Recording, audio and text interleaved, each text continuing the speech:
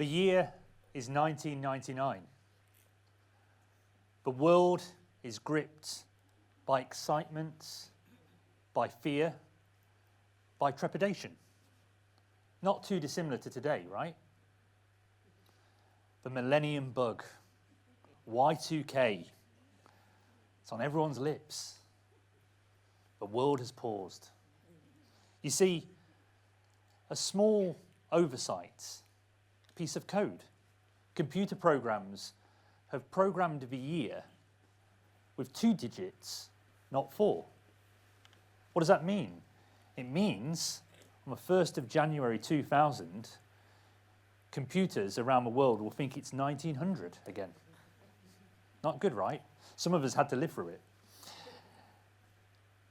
Luckily, the world rallied. People came together.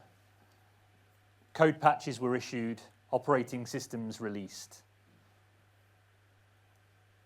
Crisis averted. Not because of panic, because of our ability to adapt.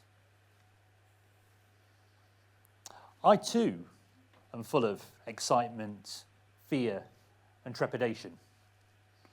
Not because of Y2K, the millennium bug, but because I'm about to receive my GCSE results. You see, I'd always struggled at school. I could never get to grips with learning. I felt different, could never really fit in. And if truth be told, I was never really inspired.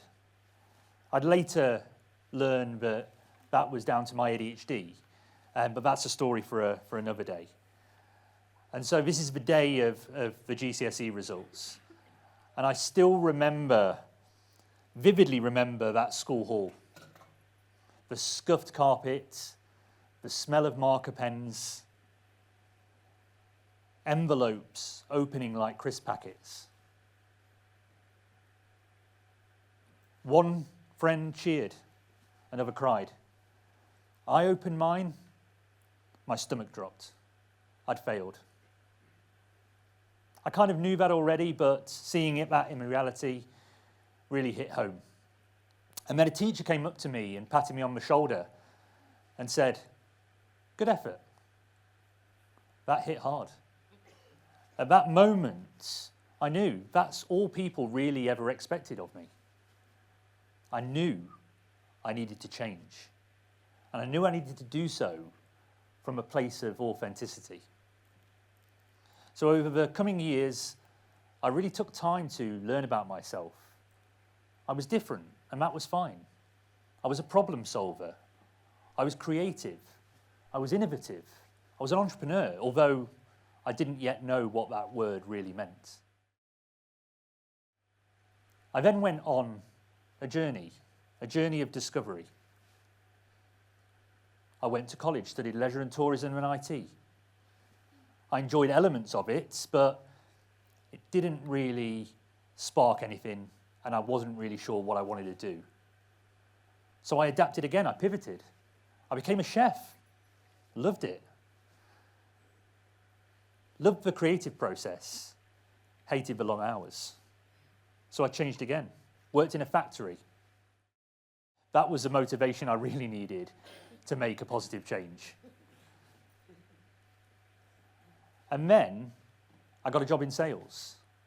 Loved people interaction, loved engagement.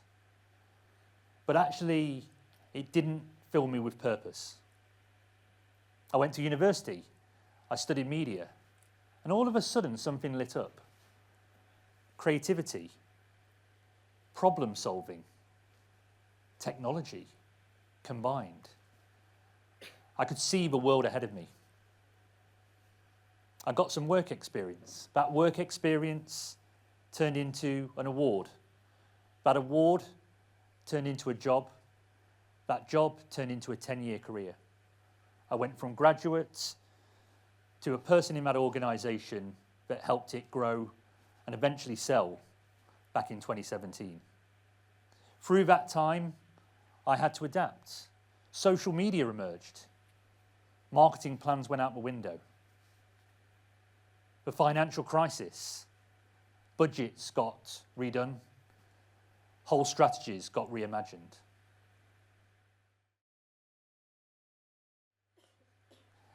And that brings us to this very stage.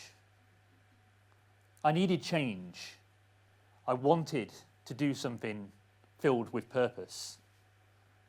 I arrived in Birmingham and I saw a city full of potential, but not yet realizing that true potential. And I wondered why.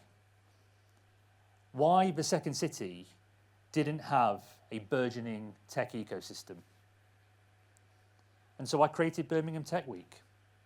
I launched it on this very stage 6 years ago, almost to the day. It's quite poignant. Now, people think that when I created Birmingham Tech Week, I did it with a grand plan, a large sponsor, big budgets. None of that is true. I formed it on 3 core values. I wanted to celebrate the amazing people, businesses, programs, initiatives that make up this wonderful city and region. I wanted to foster an environment of collaboration, connectivity, shared purpose. And more than anything, I wanted to inspire people from all walks of life to have an opportunity to work in technology, an opportunity that I was very thankful for, but I didn't want to be the exception. Throughout Birmingham Tech Week, we had to change, we had to adapt. Venues fell through, speakers cancelled. We had to have agility, we had to be flexible.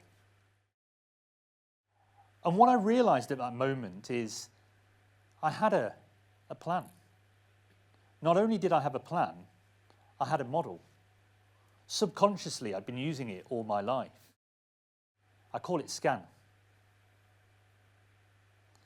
See, choose, act, and notice. See the change in the world that you want. Imagine that vision. Choose wisely, choose smart, choose with instinct. Act with purpose, with conviction, with movement. And when you do so, notice what happens. Amazing things do happen. What I found with Birmingham Tech Week was when I set out on a mission and brought people with me, people followed, people engaged. If part of a plan didn't fit with our values, we shifted, we adapted, we changed, we were flexible. And it allowed Birmingham Tech Week to deliver impact far beyond what I'd initially imagined.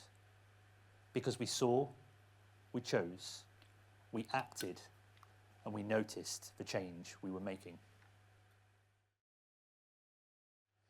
And then it all changed again. I became a father.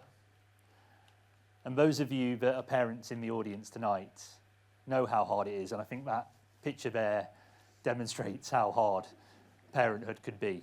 I've had better days, right? But what was amazing is overnight, I saw the world differently. I chose things that were important, a work-life balance. I acted in the interest of not just myself and my ambition, but by my family and what I wanted for them. And I noticed what had happened along that journey, how it shifted, how it shaped. Now, what I also found through this process is children are pretty amazing. They have no fear of failure. They fail fast, they fail smart. They build a tower, they knock it down, they giggle, they try again. And that got me thinking, what if adaptability isn't something we learn, it's something we forget. School, social pressures, work, the fear of looking silly almost removes the ability to adapt. And I saw in my child that actually she had that innate ability. And that got me thinking, how do I really instill that in not just myself, but others as well? Now, at this part of the story, you may be thinking, okay, this guy's got adaptability down to a T, right? He knows it, he's got a model, everything's great. You'd be wrong. So I suffered burnout a couple of years ago. Not a kind of cinematic burnout, but it was like running through treacle. Everything felt more difficult. The old playbook, the one that said, I'll prove you wrong, had changed. Success had masked depression. Could I rely on the old model, SCAN? No. SCAN itself had to adapt. I spent a lot of time seeing, observing, less time acting. When I did act, it was small. But through time, effort, understanding my values, understanding my purpose, I got my mojo back. So why am I telling you all this at a TED Talk called Reimagining Tomorrow?